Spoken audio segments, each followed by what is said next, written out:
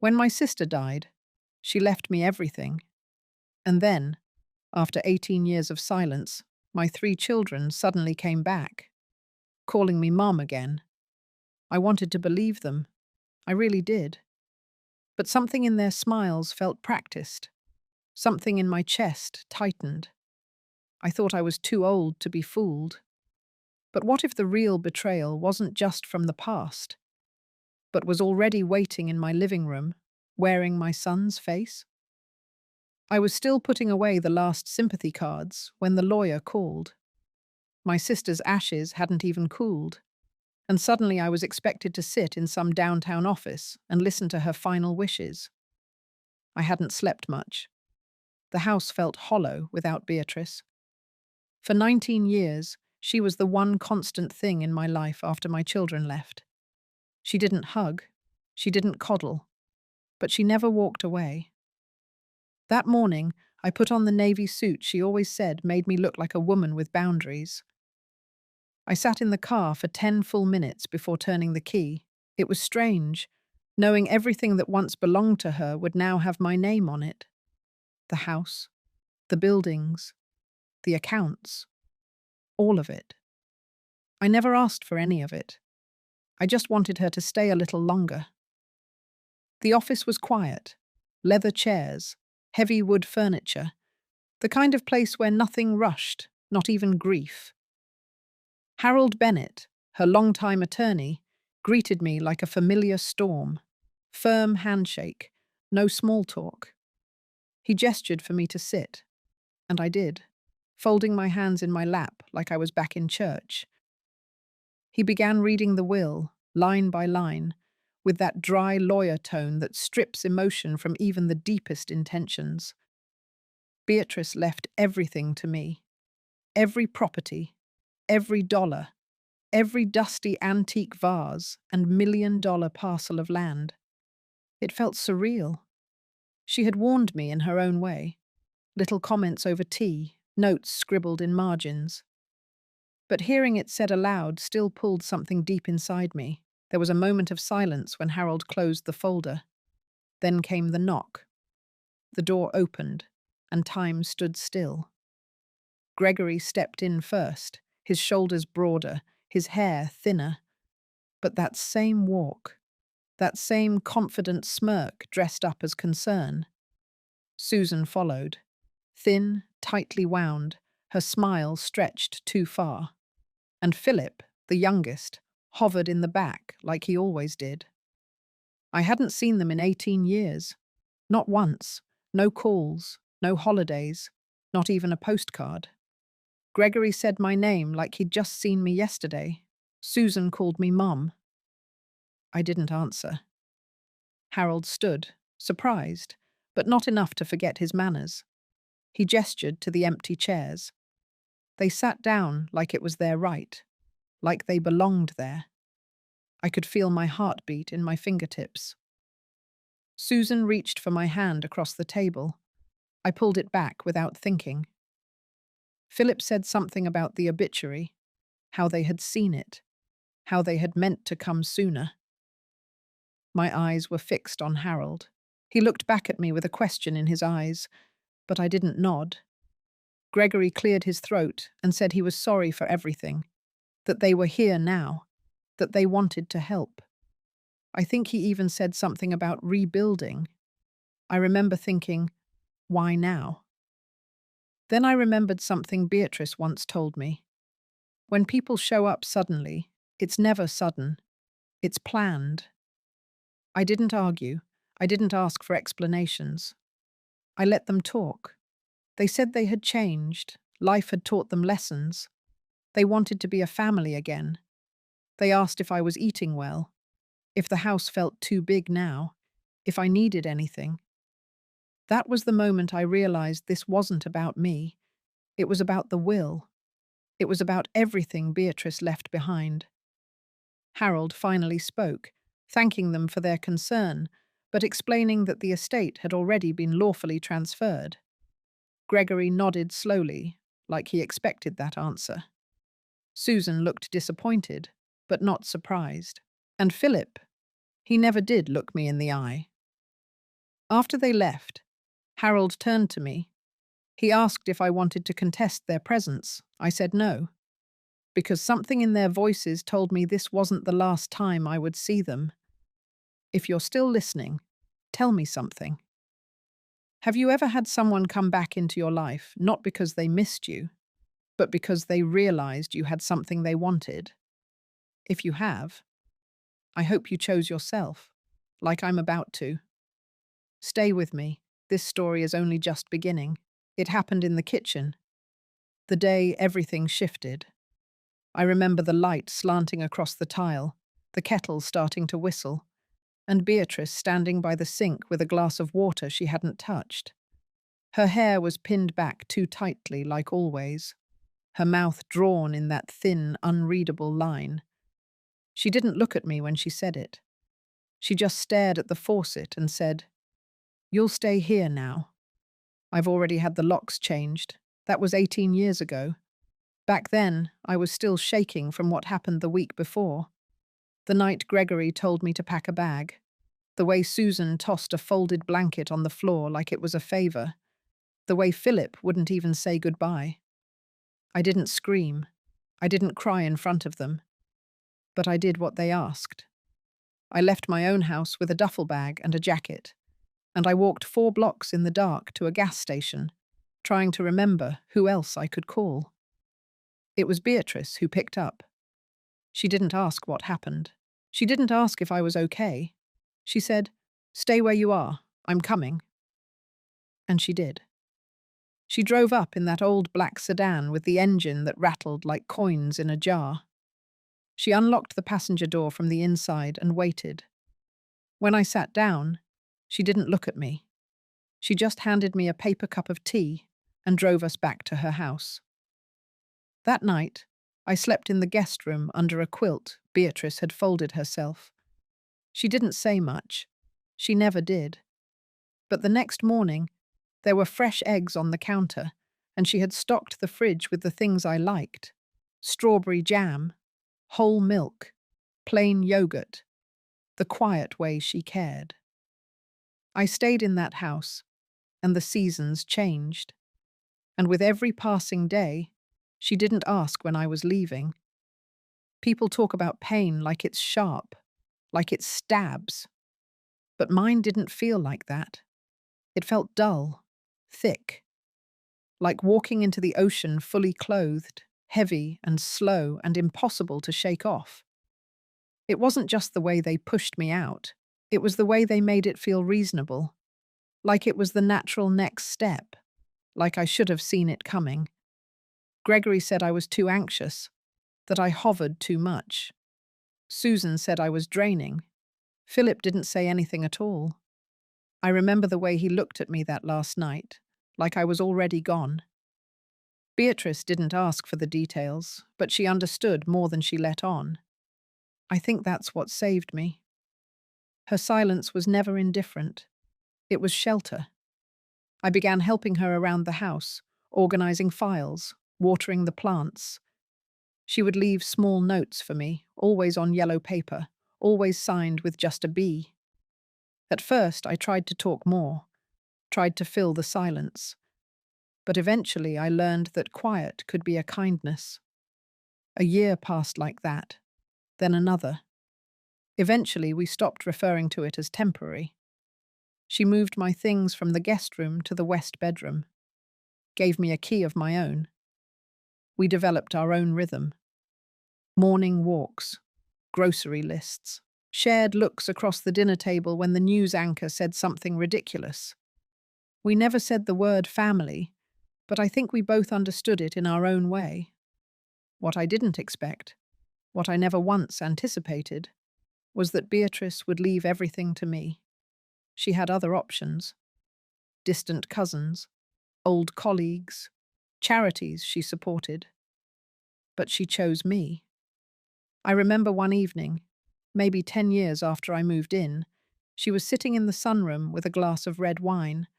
She didn't drink often, and when she did, she became slightly looser, though never unguarded. That night, she said something I never forgot. "You stayed." That's all it ever came down to. Everyone else left. You stayed. She said it like a fact, not praise, not sentiment, just something that was true. And that's what I held on to now. As I sat in her kitchen alone, 18 years after she rescued me, trying to understand why my children had walked back into my life like they hadn't slammed the door shut behind them, I remembered those words. You stayed. Maybe that was what scared them most, that I had survived without them, that I had found something steadier, something stronger, without needing their permission. Because the truth is, I did want them back. For years. I dreamed about it, rehearsed conversations in my head, thought of birthdays, weddings, grandchildren, all the moments I thought I'd missed. But now, here they were, unannounced and overly sweet, saying all the right words in all the wrong ways. It wasn't reunion they wanted. It was recovery of the things they thought they'd lost, or could still take. And I wasn't the same woman who had begged them to stay. I was someone who had learned how to live inside silence, who had learned that quiet does not mean powerless, who had learned that staying is sometimes the bravest thing you can do. The envelope wasn't thick. It was standard ivory stock, the kind Beatrice used for thank you notes and holiday cards. My name was written in her careful, slanted script across the front. No decoration, no extra weight. But my hand trembled as I held it. Harold handed it to me after the will reading. He didn't say much, just that Beatrice had left instructions for me to read it privately. I waited until I got home. I needed the silence of the house to open it. I needed to hear her voice in my head again, before I heard what she had left behind in words. The letter inside was brief. 4 paragraphs. Every word chosen with care, like everything she did. She said she knew the return of my children would stir up more than old feelings. That grief, mixed with unresolved love, was the perfect storm for guilt. She reminded me, in that practical tone only she could manage, that guilt was not the same thing as trust, and that forgiveness did not mean forgetting. She wrote that she left everything to me not just out of love, but out of principle, because I had been the one who stayed, because I had been the one who gave, even when I had nothing left to offer, because she wanted me to know that what I did mattered. She ended the letter with a line that made me pause longer than I expected. You deserve to live without always waiting for the next door to close. I read that line 3 times, because I knew what she meant. For years, even inside her home, I had lived like I might be asked to leave again. I folded my grief. I tiptoed through quiet rooms. I treated her generosity like a loan I couldn't repay. But Beatrice had seen right through it. And now, with her gone, she was still offering me something I hadn't fully taken before. A place to stay. A place to belong. I folded the letter and placed it in the top drawer of the desk in the study. Then I sat down and opened the file folder Harold had also given me. It was full of bank statements, property deeds, insurance documents, all of it now in my name. My hands moved through them like they belonged to someone else. I was a retired administrative coordinator, not someone meant to own 6 commercial buildings and acres of real estate. But Beatrice had left no gaps. Everything had a note, a tab, an explanation. And then, tucked in the back, I found a smaller envelope. No name, no address, just a sticky note attached that read, "Open only if they come back." It wasn't sealed. I slid the letter out and read it once, slowly. It was written 2 years ago. Beatrice had seen something coming, even before her final diagnosis. She had suspected that if news of her death reached my children, they might return. And she had prepared for that. In the letter, she detailed steps she had taken.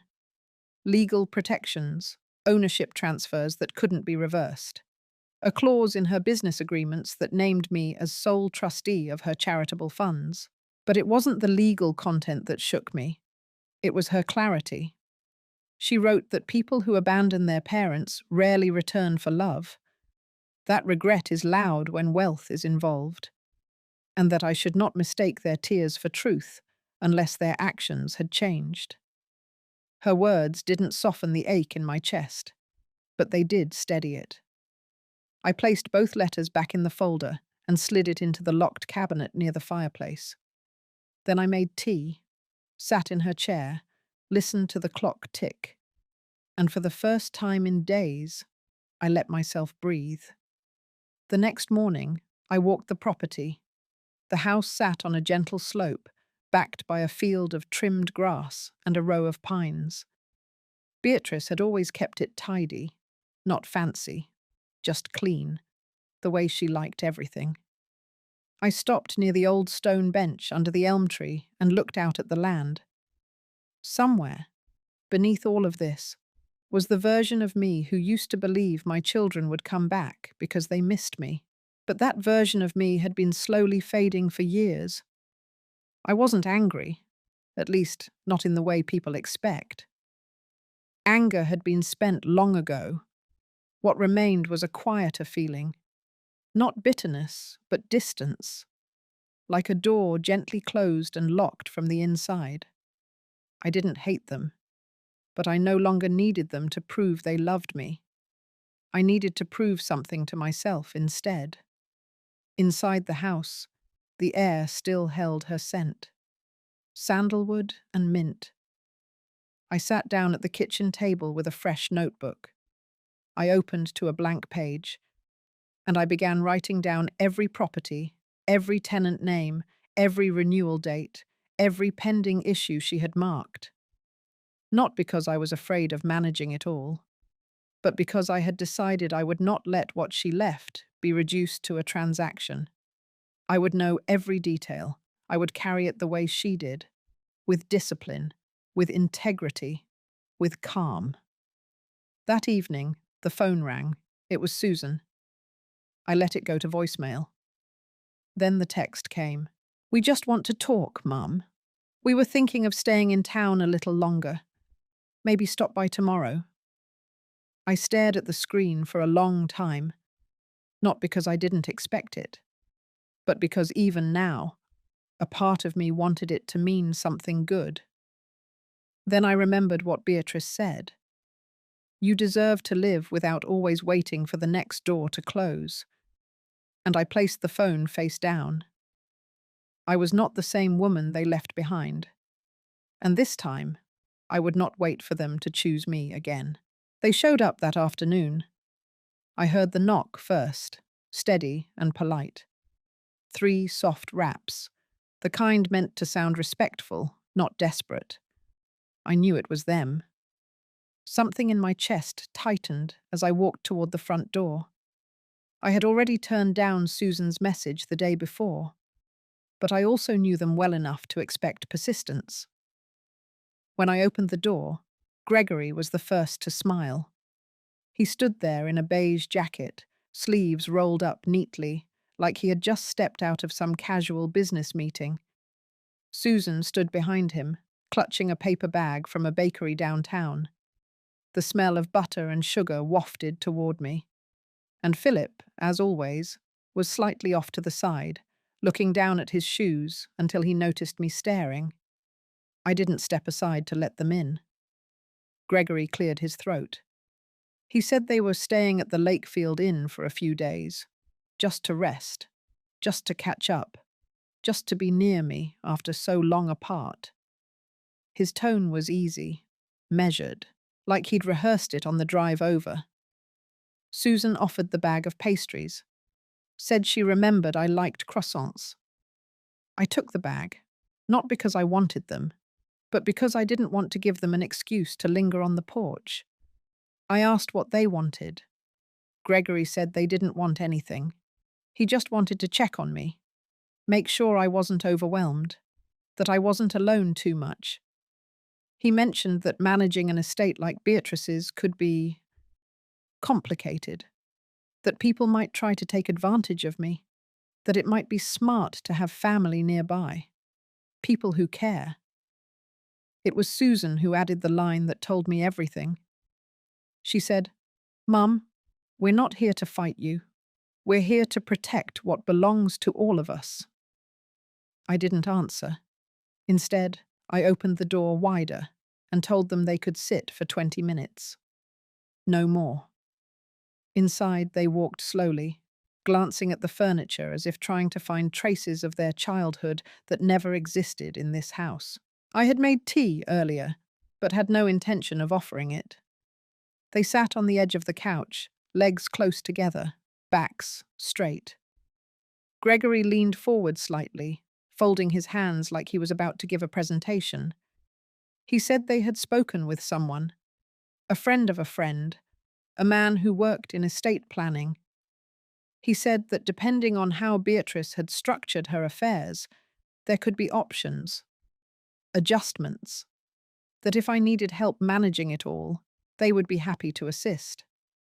Susan chimed in, saying that Beatrice was their aunt too, that they had loved her, even if they didn't always show it, that she wouldn't have wanted the estate to drive a wedge through the family. I sat across from them in Beatrice's favourite chair, the blue one with the wooden arms. She always polished herself. I let them talk, let the words fill the room, swirl around the edges of everything that had already been decided long ago. When Gregory paused, waiting for me to respond, I asked one question. Why now? He blinked, then said he didn't understand. I asked again, more slowly. Why now? After 18 years. He said he had been wrong, that they all had, that they had let things go too far, that grief and guilt made people foolish. He said they had grown, learned things, lived hard years, that they missed me. I asked him to name the last book I read. He couldn't. I asked Susan to describe my favourite meal. She guessed pot roast. It wasn't even close. I asked Philip to look me in the eye. He tried. He failed. I stood up. I told them I wasn't angry, that anger had left me years ago. I told them I didn't need their help, that Beatrice had left everything with clear instructions, and I intended to follow them. I told them I had already spoken to Harold, and that the estate had no loopholes to squeeze through. Gregory tried to protest, said maybe it was worth reviewing again. Susan reached out for my hand. I stepped back. I said they had 15 minutes left. They used 10. They left quietly. No raised voices, no scenes. Just awkward silence and a final promise to call. When the door closed, I stood still in the entryway for a long time. My heart wasn't racing. I wasn't shaking. I was calm, because now I had seen it for myself. The way they moved, the way they spoke, the practiced lines, the little corrections when one of them said too much. They weren't a family coming home. They were strategists, and I was not going to be a target. That evening, I went through Beatrice's drawer of old notes. I pulled out the folder marked Final Transfers. I reviewed the updated deeds, the retitled assets, the trust paperwork. I checked the margins where she scribbled reminders. Call Harold by Tuesday. File copies with Estate Council. Add clause to trust if needed. She had prepared for this. In her quiet, meticulous way, she had seen the playbook before the game began, and now so had I. There were no illusions left. I wasn't the mother they remembered, or perhaps I never had been. What they remembered was someone willing to shrink herself to fit their needs. But that woman no longer lived here. This house, this name, this legacy, they belonged to someone who had learned how to survive without apologies. Gregory would try again. I could feel it. Susan might send a letter. Philip might retreat and return later with softer words. But it wouldn't matter. The door had opened, I had looked them in the eye, and I had closed it again, not with anger, but with clarity. And that kind of peace, once earned, is not something I was ever going to give back. The next morning I woke up to find Gregory's car already parked across the street. He wasn't alone this time. A tall man in a blazer stood beside him, speaking quickly, motioning toward the house. I didn't recognize him, but I didn't need to. I had seen enough meetings outside the door to know when someone was preparing a move. I didn't open the blinds. I made my coffee slowly, deliberately, the way Beatrice used to. I sat at the kitchen table and flipped through the files again. The trust, the clause, the protection, everything still in place. My hands were steady, but there was a cold weight in my chest. The kind that doesn't come from fear, but from knowing too much, too early. By noon, the car was gone. I thought that might be the end of it for the day, until the phone rang. It was Harold. He said he had received a call from a junior associate at a local firm. Apparently, Gregory had begun inquiring about contingency-based trust disputes. They hadn't filed anything yet, but they were fishing, quietly, carefully, trying to see if there was a crack they could push into. Harold asked if I was all right. I told him I was calm. Then I asked him for a favor. I asked if he had copies of the letters Beatrice wrote when she first revised the estate, the personal ones. He paused, then said he would have his assistant deliver them by the afternoon. I stood at the window and watched the mail slot for the next 2 hours. When the envelope finally arrived, I opened it with a knife from the drawer. Inside were photocopies of 2 handwritten notes, one addressed to Harold, the other to someone named Elaine Turner. That name pulled something old from my memory. Elaine Turner, a professor. She had taught Gregory years ago, back when he was still pretending to be someone he wasn't. I remembered her coming to our house once, decades ago, after Gregory had lied about being accepted into an honors program.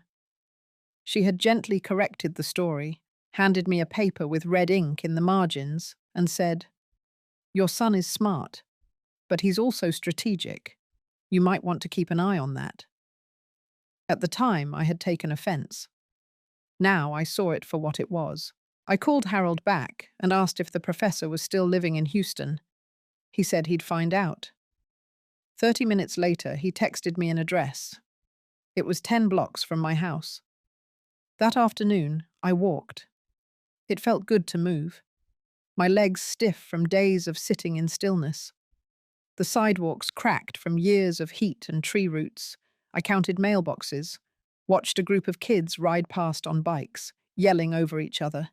Life going on, whether I welcomed it or not. Her house was plain, brick, blue trim. A flag hung beside the porch, faded from sun. I knocked once and waited. A minute passed before the door opened. Elaine Turner hadn't changed much. Older, yes, but the same sharpness in her eyes, the same patience in her mouth. She looked at me for a moment before saying, "You're Rosalind." I nodded. She stepped aside and let me in without a word. The house smelled like lavender and books. We sat in a living room full of armchairs that looked too heavy to move, but somehow comforting. She poured tea. I didn't ask for it. She just knew. We talked for nearly an hour. I told her everything. The reappearance, the visits, the man in the blazer, the subtle threats. She listened without interruption, except to ask for dates, names, timing. Then she reached behind the armrest and pulled out a folder. Inside were 3 pages, typed, labeled, annotated. She said she had kept track, that she had never thrown away the records from when Gregory was her student, that there had been irregularities back then, plagiarism, manipulated citations, even a complaint from a classmate that he had submitted someone else's work. Nothing ever proven, nothing formally filed, but enough to stay in her mind. She said Beatrice had reached out to her 2 years ago, just one meeting, over lunch. Beatrice had asked what she remembered. Elaine had told her everything. Beatrice never said why she asked, but now we both understood. I asked if she would be willing to write a statement, not legal, just personal, something that showed a pattern. She said she already had. She slid it across the table. In it, she described Gregory's behavior over the years, not as a mother might, but as an educator, as someone who had seen the difference between ambition and manipulation, between brilliance and calculation. She described how charm could be used like a mask, how words could be weapons when wielded without conscience. I held the letter in my lap and looked up at her. She said Beatrice had wanted me to have support, not just legal, but moral, emotional. People who could remind me that choosing distance is sometimes the sanest form of self-preservation. I thanked her, not with words, but with the way I stood, the way I folded the letter with care, the way I met her eyes and did not look away. That night, I slept for 6 straight hours. No dreams, no memories, just rest. Because the armor was building, not out of hate, but out of knowing. Knowing that truth alone does not protect you. Sometimes you need evidence. Sometimes you need memory. Sometimes you need a witness. And sometimes you need to stop letting hope be louder than history. Under the soft morning light, I sat at Beatrice's desk and opened the manila folder where I had started gathering everything. The trust documents, the note from Elaine, copies of every message Gregory had sent, notes I had scribbled after each of their visits. It looked like clutter to anyone else, but to me it was armor. Quiet, measured, undeniable armor. That morning, I called Harold again. He was calm, as always. He asked if I had slept. I told him the truth. I had, finally. But not because things were better, because I was clearer. I told him about the meeting with Elaine. I told him what Gregory had been circling around, quietly behind my back. Harold said he wasn't surprised. He said, "Rosalind, this is the stage where people start smiling more. When they realize pressure doesn't work, they try charm again. Polished charm." I hung up and waited. By noon, Susan showed up alone. She brought flowers this time, yellow tulips, a little wilted at the edges.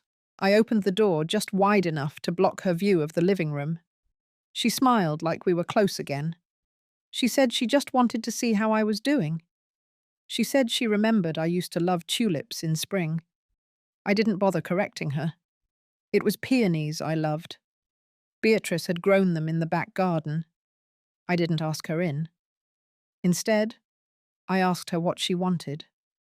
She hesitated, then asked if I had heard from Gregory. I told her not lately. She said he was stressed, that he'd been looking into things, but it wasn't because of greed. It was fear, that estates this size attract bad people, opportunists, that he just wanted to make sure I was protected, that we all were. She emphasized the word, we. I told her I was fine, that everything was in order. She shifted, as if preparing for a speech.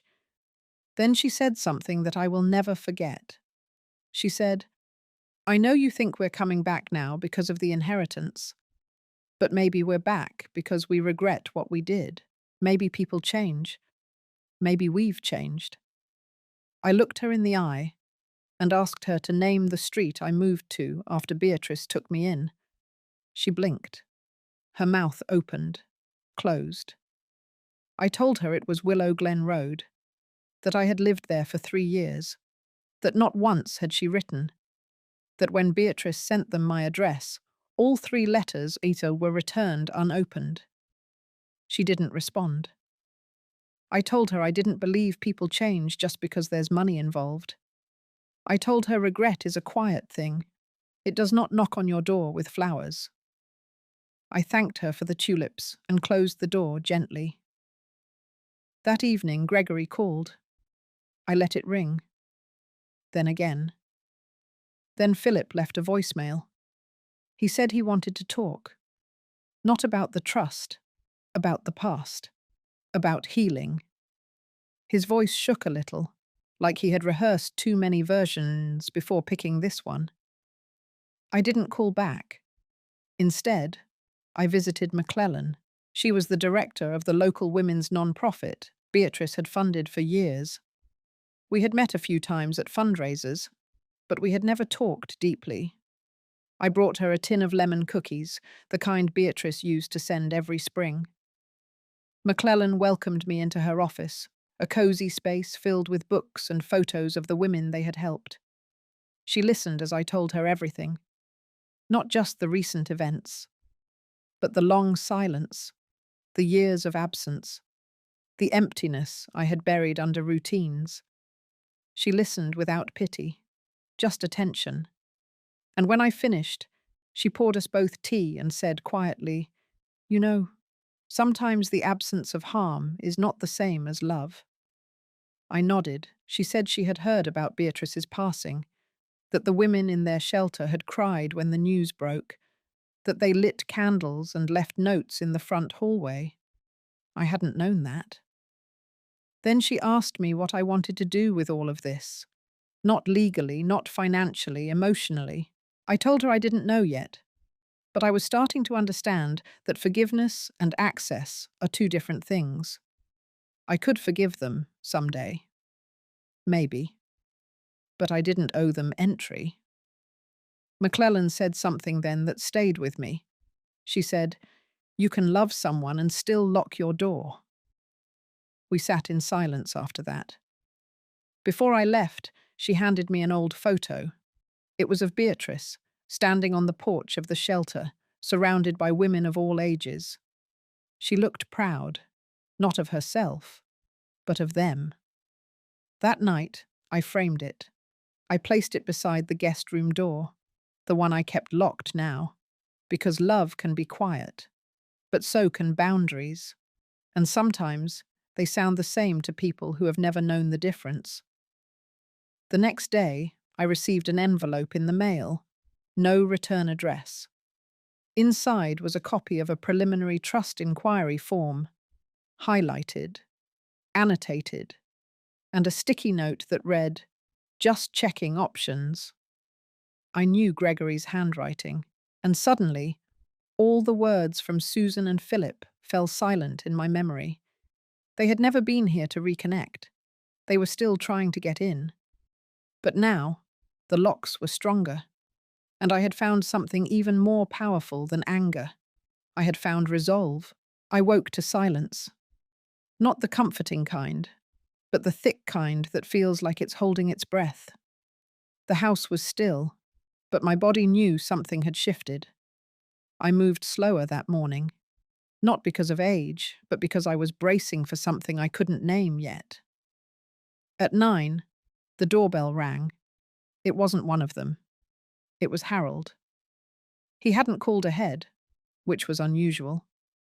He stood at the door in a charcoal coat, his shoulders tense, eyes tired. I let him in.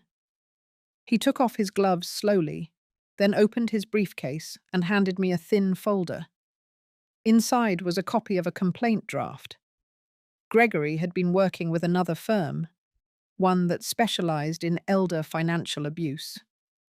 The accusation was subtle, that I had been manipulated in my old age, that Beatrice had been controlling, that perhaps I hadn't been of sound mind when I signed the final version of the trust. It wasn't a lawsuit yet, but it was a warning shot.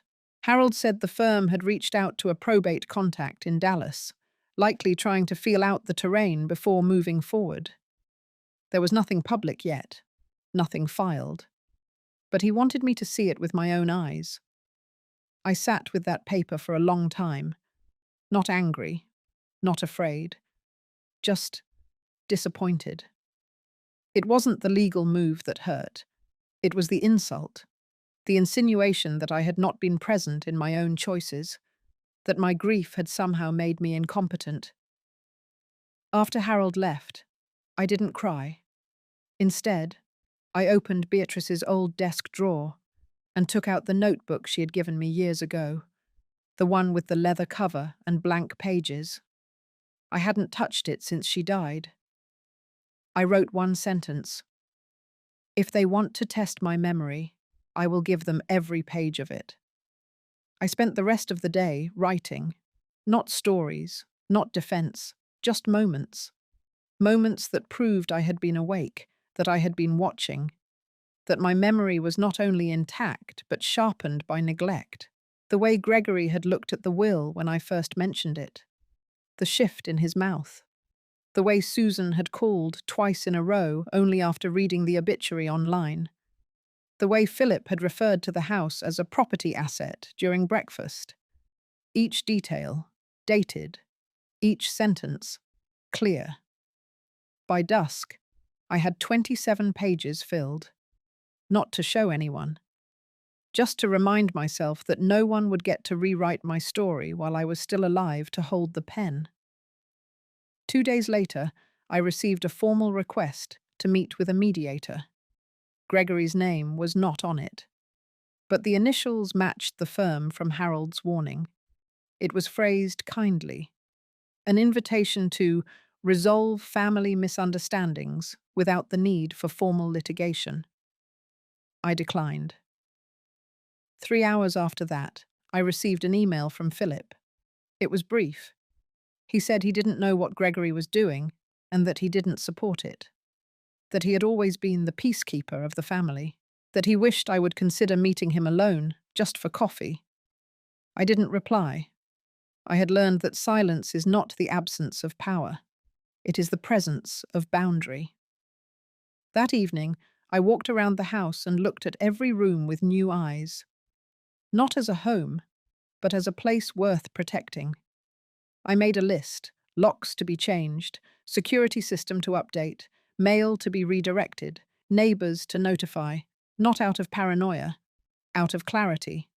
Because when someone tries to rewrite your truth, they don't stop at one sentence. They keep going until the ending belongs to them, and I wasn't going to let that happen. The next morning, McClellan called. She asked if I wanted to come to the shelter's spring luncheon. She said they were going to honor Beatrice. A small tribute.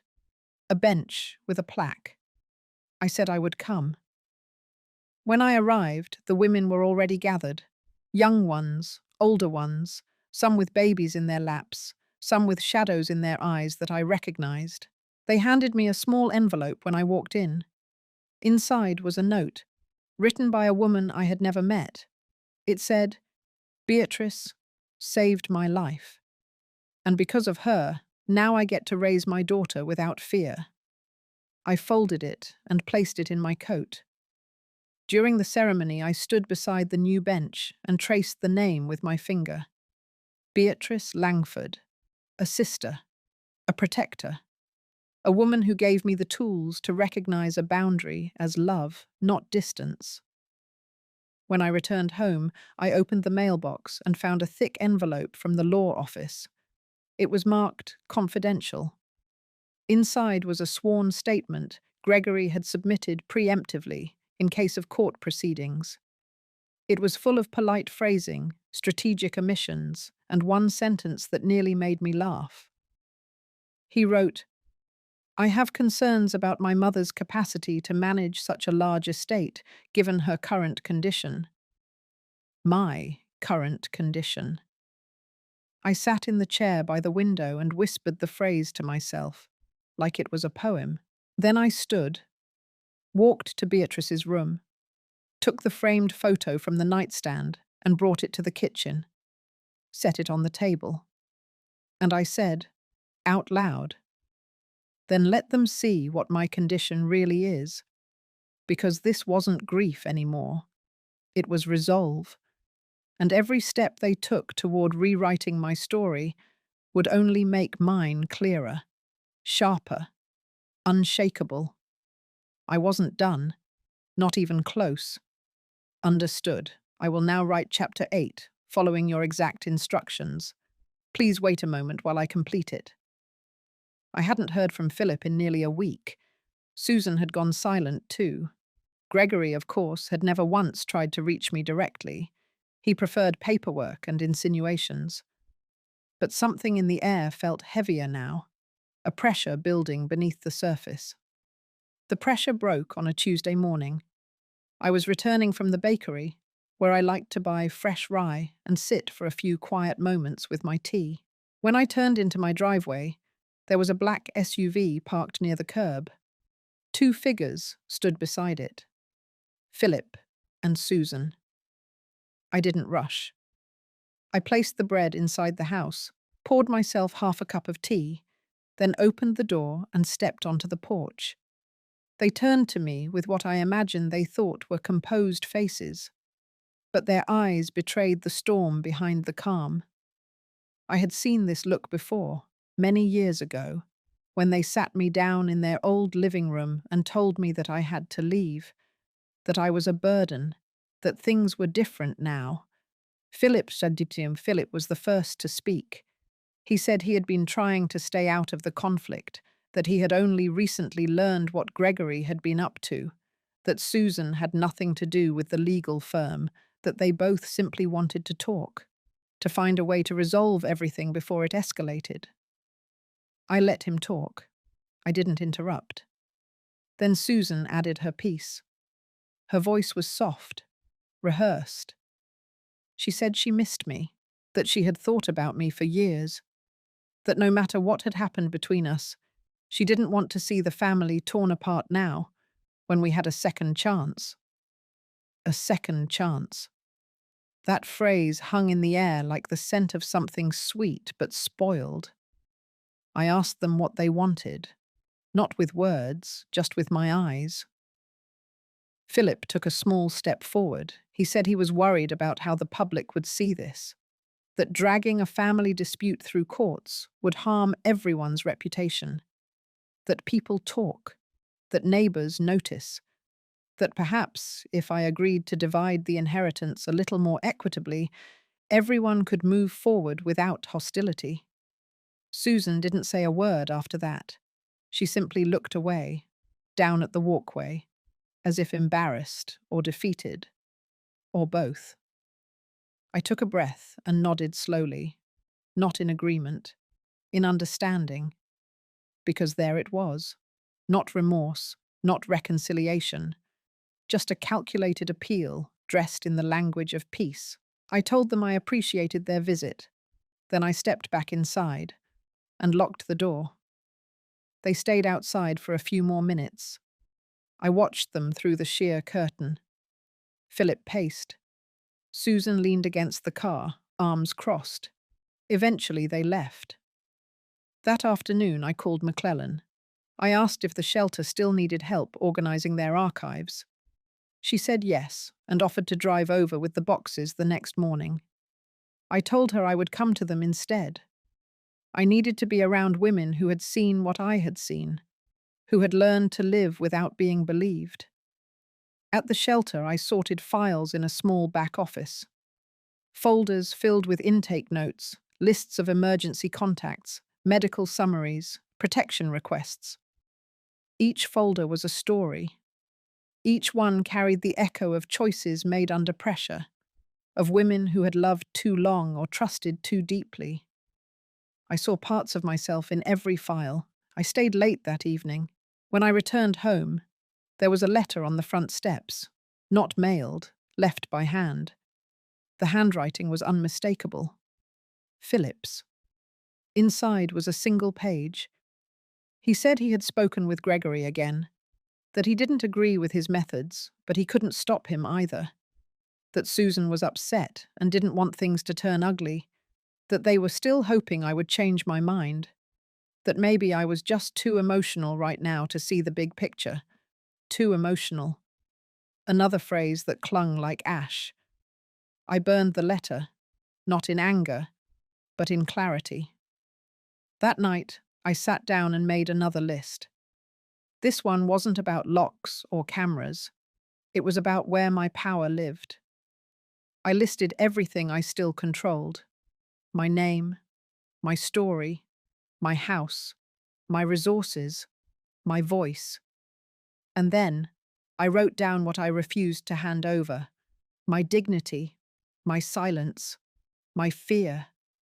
In the morning, I drove to the community centre and asked if I could sponsor a new writing program for women over 60. I told them it would be called Second Voice, a space where no one would be told they were too old, too soft, too anything to be believed. They said yes. They offered me the back classroom. I smiled for the first time in days. By Thursday, I received another envelope. This time, it was formal. A petition for a competency evaluation, filed by Gregory Langford. He was asking the court to determine whether I was fit to manage my own estate. My hands didn't shake. I placed the papers beside me and reached for the same leather notebook I had used before. I added a new entry.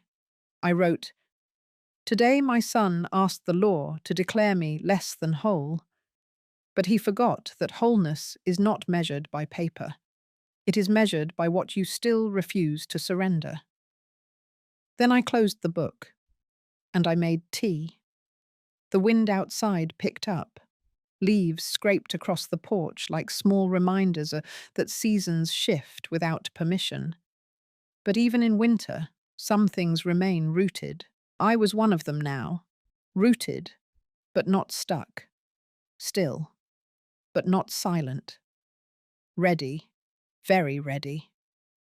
The morning of the hearing, I woke before dawn. I didn't need the alarm. My body was already alert, the way it used to be on days when I had to defend a business contract or speak before a skeptical boardroom. But this wasn't business. This was personal, and not in the way they meant it. This wasn't about inheritance. This was about the quiet erosion of respect. The courthouse was cold, despite the spring sun trying to slip through the high windows. I wore a dark wool coat, the same one I had worn at my sister's funeral. Not because I was in mourning, but because it reminded me of strength. It still smelled faintly of her perfume, soft, lilac-like, a scent that made me feel less alone. When I entered the waiting room, I saw Gregory immediately. He didn't acknowledge me. He stood in a pressed grey suit, talking to a woman I didn't recognize. A young attorney, perhaps, or an assistant. He had a file in his hand, and that same taut expression he wore at his father's memorial years ago, when I asked him whether he had spoken to Susan lately, and he answered by pretending not to hear. Philip and Susan arrived 5 minutes later. She wore all black. He wore a navy jacket with an overstarched collar. Their appearance was neat, deliberate, as if coordinated, as if mourning something in advance. My lawyer, Mr. Denning, a quiet man with sharp eyes, had reviewed the petition thoroughly. He told me this case wasn't typical. It wasn't about erratic behavior or actual impairment.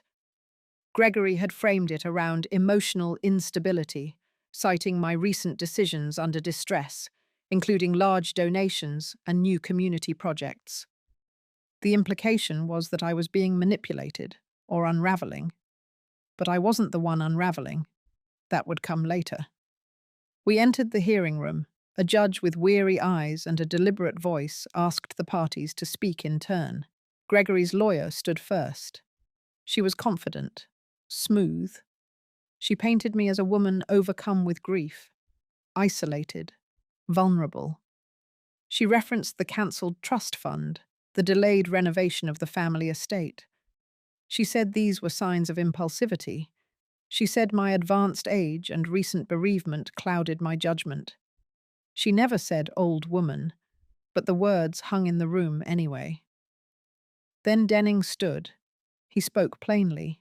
He referenced my decades of work, my clean financial history, the documentation of all recent gifts and projects. He emphasized that competence was not a feeling, it was a standard, and I had met it, clearly. Then, unexpectedly, he called a witness, McClellan. She stepped forward in her usual jeans and blazer, not dressed to impress, dressed to stand firm. She spoke calmly about our time together at the shelter. She said I had offered not just money but structure, a new program, built from scratch, a consistent presence, a mentor to other women. A force, she said, a lighthouse. Gregory shifted in his seat. Philip looked down. Susan looked straight at me. The judge asked for a brief recess. We stepped into the hallway. I took a sip of water and watched the light shift across the tiled floor. It was oddly quiet for a courthouse. Just the distant hum of a copier and someone's heels tapping past. When we returned, the judge summarized the statements, noted the lack of medical evidence, and concluded that there was no legal ground to question my competence. The petition was dismissed, but the victory didn't bring relief, not right away. Gregory didn't look at me as he left.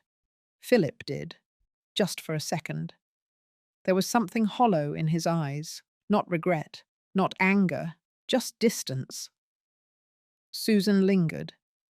As the others turned the corner, she took a small step toward me. She said quietly that she hadn't known Gregory filed the motion until the night before, that she didn't agree with it, that she was sorry, but she didn't apologize for what she had done, only for what she had let happen. I nodded once, not to forgive, not to accept, just to acknowledge. Then I turned away. That evening, I went home and sat in the garden. The air was cool. The wind traced the edges of the fence and rustled the leaves like old paper. I thought of my sister, of the day we planted the lemon tree in the corner, both of us laughing because we had no clue what we were doing. It had grown crooked but strong, like most women I knew. That night I wrote in my notebook again. I wrote, "Today, I was declared whole by strangers, but I was already whole before they said it. What they did was name it. What I must do now is live it." I slept well that night. For the first time in weeks. No dreams, no knots in my chest. Just quiet. But even then, I knew the story wasn't over. Because Gregory had played his first real card, and men like him rarely stopped after one. He had failed in court, but people like him often returned not with law, but with something worse. Smiles, smiles hiding new plans, plans dressed as concern. And I was ready for all of them. The days after the hearing moved with an eerie stillness. There was no apology, no phone call from Gregory, not even a generic message to pretend civility, just absence. A silence that didn't feel like peace, but like calculation. It wasn't over. I knew that. Still, I returned to my routines. I walked the garden. I reviewed community plans with McClellan. I made quiet donations. I cooked again, not because I had to, but because the rhythm of it reminded me that life could be shaped gently with care. There was peace in peeling carrots slowly, in the smell of rosemary on roasted potatoes, in knowing exactly how much lemon a sauce needed. Then, the envelope came. No return address, no handwriting, just a printed label with my name and a stamp already fading. I opened it in the kitchen. Inside was a single page, a spreadsheet, a photocopy, clearly. Dozens of line items, account numbers, transaction codes, transfers from one trust into a secondary shell account. Dates, amounts. I recognized one of them. It was a fund I had closed months earlier, one that Gregory had access to as a co-beneficiary long before I rewrote my will. The signature next to the final transfer wasn't mine, and it wasn't recent. It was dated 3 years ago. I sat down hard on the bench by the kitchen window. I stared at the numbers. My hands were steady, but my breath wasn't. I didn't understand everything yet, But I understood enough. It hadn't started with my sister's death. Gregory had been preparing long before that. The next day, I asked McClellan to meet me. We sat in the cafe near the shelter, away from familiar faces. I slid the page across the table. She read it in silence. Her eyebrows lifted, then furrowed. She asked nothing. She didn't need to. We both understood the implication. This wasn't desperation. This was architecture. Careful, quiet, layered like brickwork. She asked if I wanted to pursue it legally. I shook my head. Not yet. Not because I feared conflict, but because I needed more than accusation. I needed clarity. I needed truth. So I called Ashby. Not my original attorney, but a woman I'd worked with years ago on a foundation grant. Smart, young, surgical with numbers. She met me that weekend with a laptop and a look that said she wasn't here to sip tea and soothe me. She was here to investigate. It took her 2 hours to trace the connections. Gregory had opened 3 accounts under aliases, each tied to trusts that once belonged to my late husband's estate. 2 had already been liquidated and dispersed. The third remained open, dormant, with just under $200,000 inside. It was all legal on paper, but the signatures were forged. And the timing, years before my sister passed, proved this wasn't about inheritance. This wasn't disappointment turned into opportunism. It was strategy. And he wasn't working alone. Ashby leaned back, tapped her pen on the armrest, and said it straight. Gregory and Philip had been manipulating my accounts for years. The only reason it hadn't come to light sooner was because their changes were incremental. They counted on my trust, on my distance. They had counted on me aging quietly. I didn't cry. Not then. I thanked her. I packed the documents. I walked home. That night, I took out the letters my sister had written me in the last year of her life. She had known more than she said. I read between her lines now and realized how gently she had tried to warn me. I had mistaken her caution for kindness. I had assumed the danger was outside, not within. And then I realized the worst part wasn't the theft. It was how natural it had become for them. How easily they had sat in my living room. How freely they had hugged me. How quickly they had used the word mum as if it had never been bruised. I stood in the hallway, looking at the family portrait from decades ago. My children, all 3. Young, innocent, eyes bright from too much sun and soda. I almost didn't recognize them anymore. The next morning I went to the notary's office. I revoked the previous documents Gregory had tried to manipulate. I transferred oversight of the remaining trusts to an independent fiduciary group. I restructured the funding for my shelter work, placing every project under the name of the new women I was mentoring, so nothing could be touched in my name again. Then, I made the call. Gregory picked up. I said one sentence. From now on, everything goes through legal channels. He said nothing. I hung up. It was the most silent goodbye I had ever given, and the cleanest. That afternoon, I returned to the community center. McClellan met me at the door.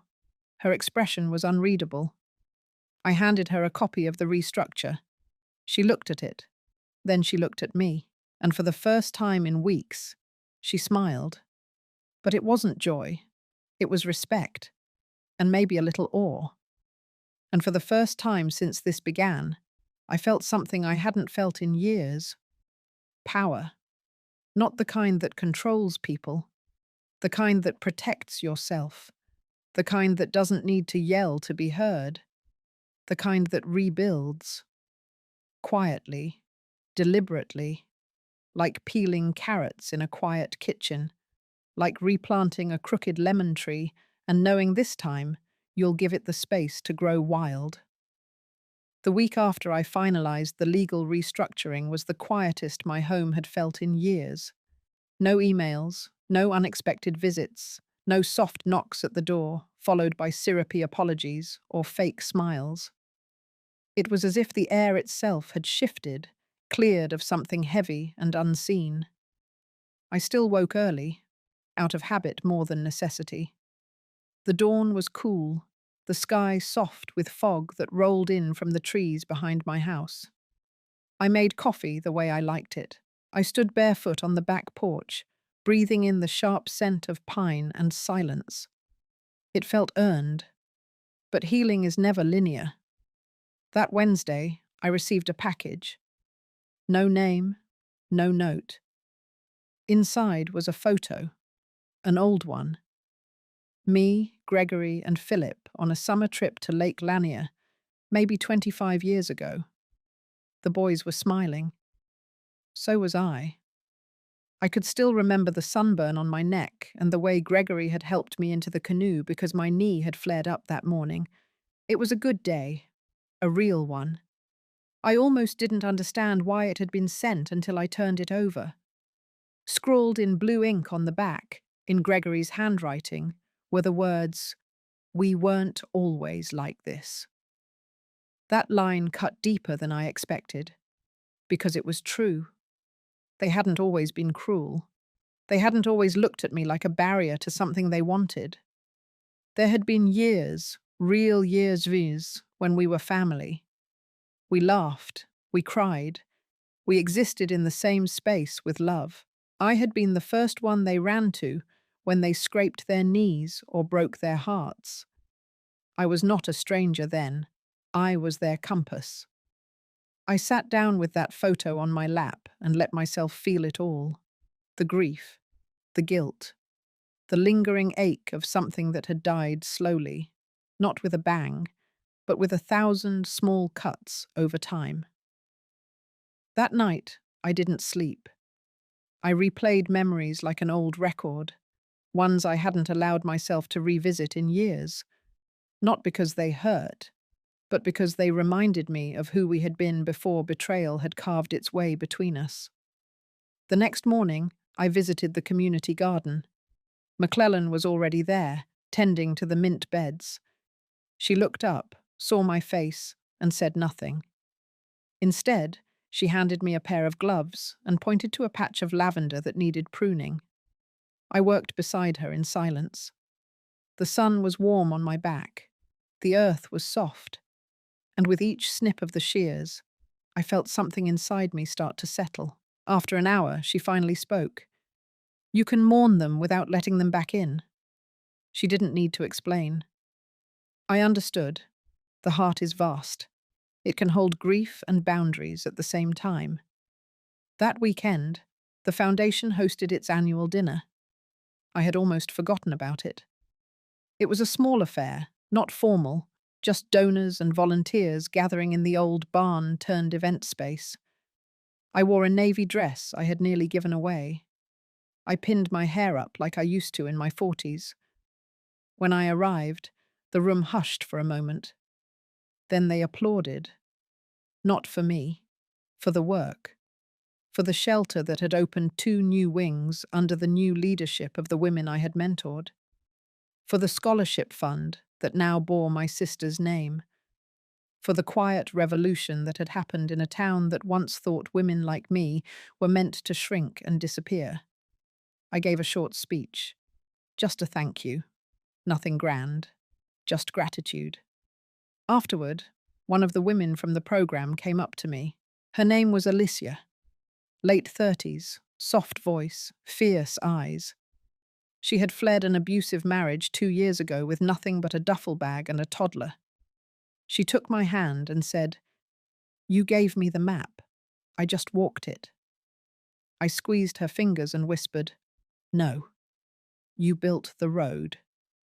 On the drive home, I felt the fullness of something I hadn't named before. It wasn't triumph, it wasn't revenge, it was a kind of peace that came not from getting even, but from getting clear. I no longer needed Gregory or Philip to see me. I saw myself. That night, I lit a candle in the windowsill, a tradition my sister and I had started as children.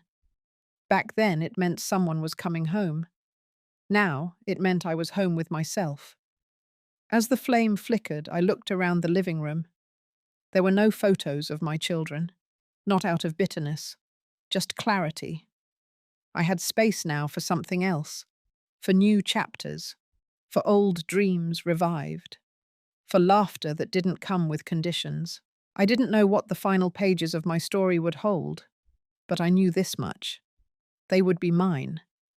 The morning after the foundation dinner, I sat at the same kitchen table where I had once waited for letters that never came. The sunlight cut through the window just like it always had, but everything felt different. Not because the world had changed, but because I had. I poured my coffee slowly, savoring the warmth in my hands. For the first time in years, there was no tension riding my shoulders, no weight in my chest. Just breath, just presence. The phone rang. I let it go to voicemail. It had been happening more often lately. Old acquaintances calling to say they had seen something about me on the local news, my name on a community board, my face in a newsletter. But the messages were different this time. There was no trace of gossip, no curiosity laced with pity, only kindness, or something close to it. I didn't call back. I didn't need to. That afternoon, I walked through the garden alone. The roses had started to bloom again, a bit late for the season, but beautiful all the same. I paused at the patch of lilies I had planted the week after Philip last visited. They were quiet flowers, not flashy, just steady, like me. McClellan joined me around 3. She didn't say much, just passed me a folded napkin with a cookie tucked inside. I smiled. It was oatmeal raisin, my favorite. She knew that without ever asking. We sat on the bench near the greenhouse and listened to the wind rustle the trees. I told her I was thinking of taking a trip, not to escape, not to disappear, just because I could, because there was a world beyond the 4 walls of my grief, because I wanted to wake up in a new place and taste new things, and maybe meet people who didn't know my history and wouldn't try to rewrite it. She nodded, as if she had expected that. She told me the lilacs would miss me. I told her I'd leave instructions, and that was that. That evening, I opened the old cedar chest at the foot of my bed. Inside were letters from my sister, yellowed with time but still intact. I read the one she had written the week before she passed. Her handwriting slanted, rushed. She had always written like she was chasing the thought before it disappeared. She wrote that love was not something you hoarded, it was something you planted. I folded the letter back carefully and closed the chest. She had been right. I hadn't lost everything. I had simply made room. The next few days passed in quiet motion. I donated boxes of things I no longer needed, clothes I had not worn in years, trinkets that had once held meaning but now felt like dust. I kept only what sparked something tender. My passport, surprisingly, was still valid. I booked the trip. Just a week. Coastal Maine. I had always wanted to see it in the fall. The night before I left, I walked through the house slowly, not as a farewell, but as a thank you. Each room had carried a piece of my story, the joy, the silence, the ache, and now, the peace. I paused in the hallway outside the guest room. On the shelf was a framed photo from the foundation gala. Me, McClellan, Alicia, and the volunteers. The smiles were real, not perfect, but full. I turned off the light and let the darkness settle. The next morning, I left before sunrise. The air was crisp. The road stretched ahead like a promise. As I pulled out of the driveway, I didn't look back, because I no longer needed the past to define me. I had finally come home to myself, and I was free. Have you ever reached a point in life where letting go was the only way forward? I know many of you listening have carried silent wounds, the kind that never bruised the skin, but left marks all the same. If this story echoes something inside you, I hope you remember that peace isn't something others give you. It's something you choose, one decision at a time. If this spoke to you in any way, stay a while. There are more stories like this, and maybe, just maybe, one of them will help you write your own ending too.